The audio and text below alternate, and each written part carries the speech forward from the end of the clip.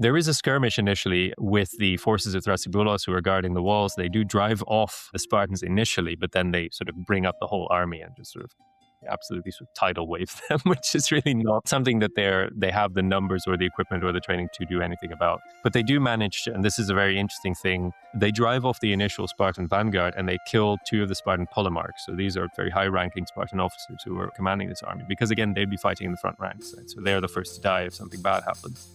And those and a couple of other Spartans who fall in that fighting, Xenophon names them. He says these are the names of the polemarchs. And no other source mentions this, right? Many sources actually skip this battle. They don't mention it at all. They say Pausania showed up and that's it. The resolution happened.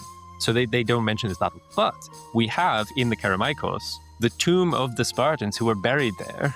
Because Spartans are always buried where they fall, right? That's the Spartan principles. They go and bury them where their allies can see. Look, Spartans came this far on your behalf, right? So they bury them in the Kerameikos, and we have the tomb with, the skeletons, which were excavated in the early 20th century, and the inscription, which matches the names that Xenophon gives for the polemarchs.